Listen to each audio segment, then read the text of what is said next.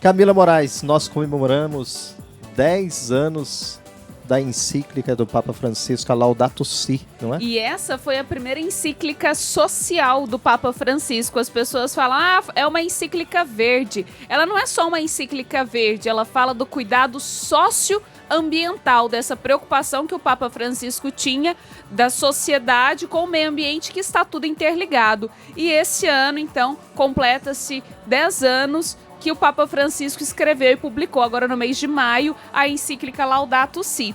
E nessa semana também nós vivenciamos a Semana do Meio Ambiente, de conscientização. Por isso, a gente vai conversar agora com uma religiosa que é pra frente, que ela levanta a bandeira do cuidado com a casa comum, tem todo esse pensamento em sintonia com a igreja. E aí a gente quer conversar com ela, porque ela tem um quadro no programa Família dos Devotos. Então a gente quer convidar a irmã Egnalda Rocha, irmãzinha da Imaculada Conceição, para participar agora do Sábado no Santuário. Bom dia, bem-vinda, irmã Egnalda.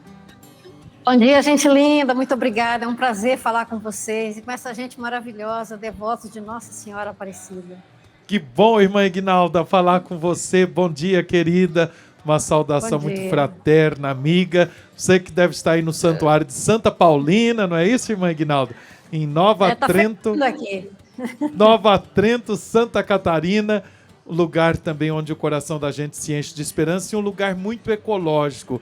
Irmã Egnalda, como é que a gente entende essa espiritualidade ecológica? Como nós vamos fazer acontecer a ecologia integral e aplicar essa Laudato Si do Papa Francisco?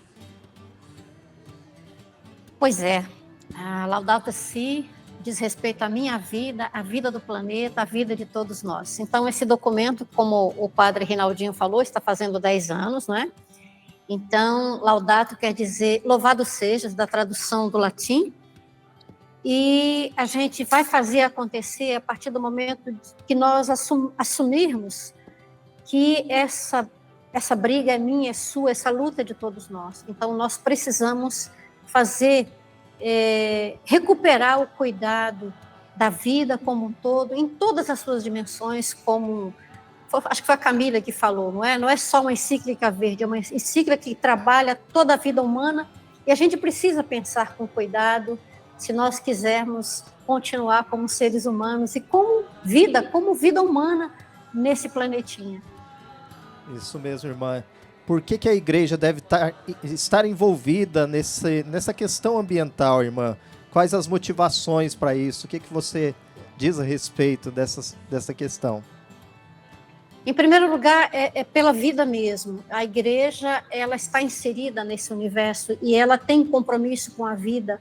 Não poderia ser evangelicamente verdadeira se ela não tivesse como missão defender, proteger e promover a vida. Isso significa que tem desdobramentos, promover a vida tem desdobramentos, e isso se resume também no cuidado, no respeito, nas nossas relações. Recuperar relações significa que eu posso fazer melhor, eu posso recuperar aquilo que foi estragado com natureza, eu posso fazer com que as coisas melhorem. Isso em pequena, média e larga escala. Na nossa casa, o que eu posso fazer para dirimir os impactos ambientais com a gordura que eu deixo, às vezes, com às vezes a falta de cuidado, o uso exacerbado de plásticos, de embalagens plásticas. Eu estou falando de coisas muito pequenas, não é? Mas eu estou falando de coisas que você e eu podemos cuidar. Se você vai fazer as compras, você não precisa encher de plástico as suas compras. Esse cuidado, essas coisas pequenas que toda mãe tem, a gente precisa transferir esse cuidado para a mãe natureza. Nas coisas que eu consumo, o que eu posso fazer para diminuir o impacto ambiental? É isso. Por exemplo, eu já falei isso aqui, mas eu vou repetir. Eu compro, digamos, um caldo de cana ou um suco. Eu já tenho um copo plástico na mão, aí me dão mais um canudinho. Realmente isso é necessário?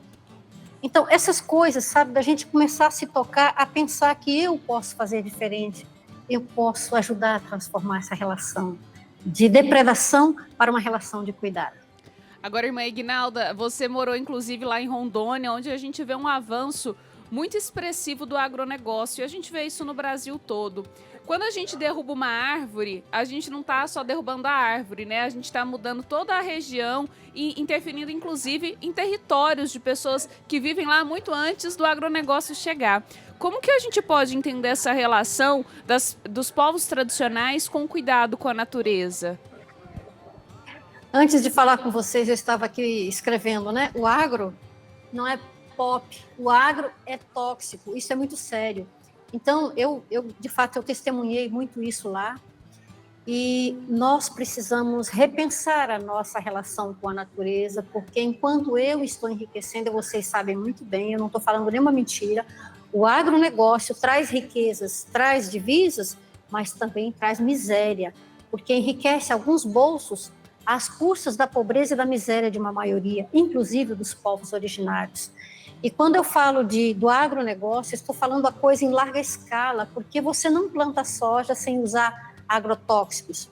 E o Brasil é um campeão de uso de agrotóxicos, e cada vez mais o Congresso Nacional vai liberando, não é? Eu lamento que o nosso Congresso ainda não se adequou, ainda não repensa a sua relação com a natureza. Então, nós vamos acabando com a diversidade, porque como você falou, Camila, quando eu derrubo uma árvore, eu mato a casa dos pássaros, eu mato a sombra, eu mato a possibilidade de vida, de revitalização da vida, de recomeço da vida, e isso é terrível. E em poucos segundos, viu? Não é nem minutos, não, em poucos segundos hoje se destrói uma floresta. E o que está acontecendo que eu vi ano passado, viajando do Acre, de Porto Velho para o Acre e vice-versa? Eu vi uma fazenda de um grande grupo econômico sendo totalmente queimado dentro da floresta. O que eles fazem quando não é possível? Eles jogam gasolina, jogam óleo, e aí a desculpa é que o fogo está alastrando. Tem muito de maldade nisso, e nós precisamos nos libertar, porque isso é diabólico, e eu preciso fazer. Eu sei que eu sou aquele pequena beija-flor que vai colocar gota de água no incêndio, mas se eu não fizer a minha parte, quem vai fazer? Então, é essa consciência que precisa nascer. O agronegócio precisa se resolver com a questão ambiental. Nós não temos que brigar com as questões ambientais, porque se a gente tirar os povos da terra, nós vamos tirar a possibilidade de vida nesse planeta aqui, nesse pedacinho chamado Brasil. Então, isso é sério. Aí as pessoas falam, Camila, por que os indígenas precisam de tanta terra? Nós precisamos entender a dinâmica cultural, como é que eles vivem. E eles são, sim, os verdadeiros guardiões da terra, da floresta, dos animais e dos bichos. Eu lamento informar, mas nós estamos sendo predadores, e a gente precisa mudar essa relação tóxica, transformar essa relação em relação de amor, de respeito e de cuidado. E não é só a maldade, né, irmã? Entra a ganância mesmo, né? O lucro. Então a gente vai passando por cima de tudo, de todos, para ter cada vez mais dinheiro e com isso acabar com o meio ambiente, tudo aquilo que vai dar vida para nossa vida, não é mesmo? Exatamente. Pois não. Exatamente. Irmã Ignalda, e a gente gosta muito quando você diz isso, desses pequenos gestos nossos, que podem parecer tão pequenos, mas somados, que diferença, que ambiente fraterno, que ecologia, que novas relações nós vamos estabelecer com todo o nosso ecossistema, lembrando que toda a criação é uma grande decisão do amor de Deus por nós. Essa consciência, cada cristão, cada pessoa de fé, cada pessoa comprometida com o Evangelho de Jesus, com uma espiritualidade encarnada, como você falou, tem que procurar fazer a diferença com ações concretas, não é mesmo? É verdade. E nós, como igreja, nós não somos diferentes, somos pessoas inseridas. Eu preciso da natureza, e a natureza precisa do meu cuidado, do meu respeito. Essa relação. Eu não mando, eu coordeno, eu estou junto, eu participo. Então, é uma relação de respeito, não de senhorio, mas de sororidade, de cuidado, de fraternidade. E a igreja, a sua missão é promover a vida, falar de vida, mas a gente não pode ficar só no discurso, né? A gente tem que falar e fazer. Cada vez que eu falo uma palavra em relação ao meio ambiente, eu olho para mim. O que eu já faço? O que eu já consegui superar? E aí volto a falar em pequenas coisas, né? No dia a dia. Eu não sei, não consigo mexer com a indústria, com o mundo, mas o que eu posso fazer? Eu posso ir para o trabalho, de repente, de bike, eu posso promover a carona solidária, aquilo que eu puder tirar contra a natureza, eu posso fazer. São pequenas coisas, não é? Na minha casa, na minha vida, são pequenos gestos, atitudes que podem ajudar a transformar, assim como tem países que já estão fazendo isso. Então, eu também posso. Se eles fazem, eu também posso. Tem imensos grupos, né, que estão transformando a vida ao seu redor, e a gente, né, eu sempre falo deles aqui, que são o pessoal da arquitetura, o pessoal, os vegetarianos. Você não precisa ser vegetariano ou ser vegana, você precisa ter uma relação de respeito, de equidade e de justiça, porque, como dizia Mahatma Gandhi, o mundo tem tudo para todos, o mundo só não dá conta de atender a minha ambição pessoal, a ambição pessoal de cada um. Então, é isso que nós precisamos superar, não é? E aqui eu volto novamente na questão da industrialização, na produção de larga escala.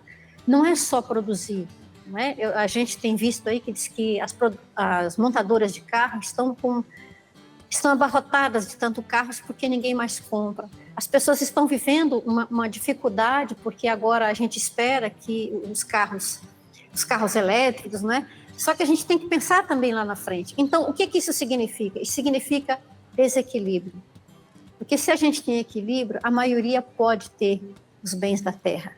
Se a gente tem desequilíbrio, então esse 1% fica cada vez mais rico e os 99% mais pobre. É realmente isso que Deus quer de nós? A gente precisa perguntar sempre, né? Porque senão a gente entra num desequilíbrio, né? É verdade. É verdade. Ô, irmã Ignalda, bom demais falar com você. A irmã Ignalda Rocha, da Congregação das Irmãzinhas da Imaculada Conceição, fundada pela Santa Paulina. As irmãzinhas que estão aqui no lar Nossa Senhora Aparecida também, em Aparecida. E aí, direto do Santuário Santa Paulina, a irmã Ignalda é jornalista, é poetisa, é cantora. Nós queremos agradecer você. Compositora. Ô, Egg, vamos tentar um refrão aí. Eu tô me lembrando, enquanto essa conversa boa, da gente cuidar bem da vida. E lembrei do seu canto com a Claudiana. Sai o refrãozinho aí? Vamos cuidar bem da vida? Vamos cuidar bem da vida e alimentar a esperança. Pois só o amor é... Eu esqueci outro pedacinho, né? Mas é o amor quem recria, o amor que liberta. É o amor que ajuda a gente a ter cuidado. Então, se você tem amor, você ajuda a recriar a vida. Então, fazendo isso no seu espaço, na sua vida, na sua casa, você está recuperando a vida, que a vida merece ser recuperada. Obrigado, Ignalda. Um beijo para você. Muito obrigada por estar conosco, para a gente poder fechar essa Semana do Meio Ambiente aqui no sábado no Santuário, pensando sempre no cuidado com a casa comum. Muito obrigada, viu? Obrigada a vocês. E só para lembrar um spoilerzinho, essa manhã eu já gravei para quarta-feira, então para as pessoas ficarem atentas, 10h20, na 10h40. Família dos Devotos. A gente vai mostrar isso. A gente vai mostrar um pouquinho o que o Santuário Santa Paulina já consegue fazer. O Santuário Nacional tem muitas iniciativas bonitas que eu estive olhando, né? O Santuário Santa Paulina já tem pequenas iniciativas que a gente quer mostrar para vocês, que você também pode fazer em pequena escala na sua casa, tá bom? Beleza, um abraço para todo mundo aí, tchau, viu? Do Santuário, para as irmãs. Obrigado.